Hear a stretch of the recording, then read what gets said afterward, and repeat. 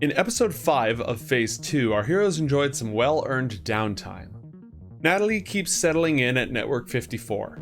Her ex, Todd, now a higher up in the company, keeps hinting at something, beating around the bush, trying to get her opinions on her ideas about the role of corporations in the world and the social order and the governments of Night City and the Pacifica Confederation, stuff like that. She's not really sure what Todd is up to, but honestly, she's more concerned with her own climb and fulfilling her corporate goals than she is with much else. So we're going to see how well she does at achieving middle management success. Meanwhile, Monarch took some jobs from an old friend of his, Booger. And in the process, he begins to get rumblings of trouble from the combat zones at the heart of the city. More than the usual amount of trouble. After all, our heroes have racked up quite the body count. They've taken out Rex, the fixer who was supposed to keep all the gangs in line with his stable of solos. They've taken out Pagliacci, the head of the Bozos gang. They just whacked Babylon, head of the Red Chrome Legion. There's a pretty serious power vacuum amongst the booster gangs, and it's threatening to spill out in all this conflict and out of the combat zones into other neighborhoods. Jim Fingers smelled an opportunity in the chaos to step into Rex's shoes, assume his identity from the shadows, and play the part of power broker in the combat zones. He sent out word to some of Rex's old solo contacts and some local fixers, planting the seeds of a coalition that'll keep the booster gangs in check while simultaneously enriching all of those involved. He also planned to pin the chaos on Royal, the solo who killed Oro, gunned him down in the street, the same one who was present when Rex got smashed by an ice cream truck, the same one who led the attack on their apartment to try to collect the Arasaka device earlier. They can blame Rex's death on him, they can get him out of the scene.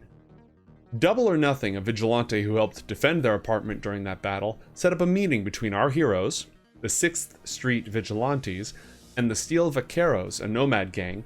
They'll all gather at Totentons, a dangerous booster bar on the edge of the Red Zone. Night at Totentons is considered lame if there's fewer than 12 corpses by the time the sun rises. It's a dangerous place, not the ideal place for a meeting, but it's the only neutral territory where all these different gangs can gather to talk about forming a new alliance to contain the combat zone. Jerax, struggling after 2 solid weeks of violence and trauma, slowly losing contact with his humanity after all of his new cybernetic enhancements, turned himself into therapy with a little help from Jim Fingers. He spent a week undergoing treatment to reconcile his cybernetic enhancements with his identity. Most of his life he'd spent helping people upgrade themselves, and at some point it's easy to stop paying attention to the people and just focus on the parts. But even after achieving some semblance of inner peace and starting down the path to reclaiming and reforming his identity, he couldn't stop upgrading himself. His next piece of equipment was a braindance recorder, so he can capture the experience of performing cybernetic surgery and sell it to hospitals in exchange for a tiny little profit. Again, with the help of Jim Fingers.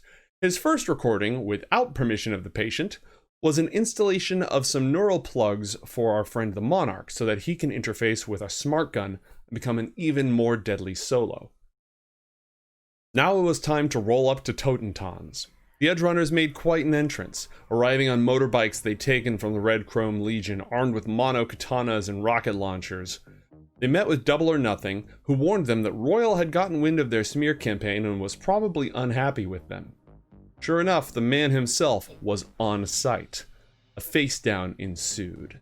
Our Edgerunners against the man who had betrayed them, killed one of their former members, and hounded them every step of the way. Both sides jockeyed for position, challenging each other in front of the meanest, baddest boosters in the whole city. It took every ounce of Monarch's willpower not to light them up with a rocket launcher right in the middle of the club. And just as things were about to boil over, a single red balloon emerged around the corner. A long, floppy red shoe stepped into the doorway. The unmistakable silhouette of a clown stood in the exit of Totentons. And as the Bozos made their presence known for the first time in over a week, all the doors slammed shut and the lights went out.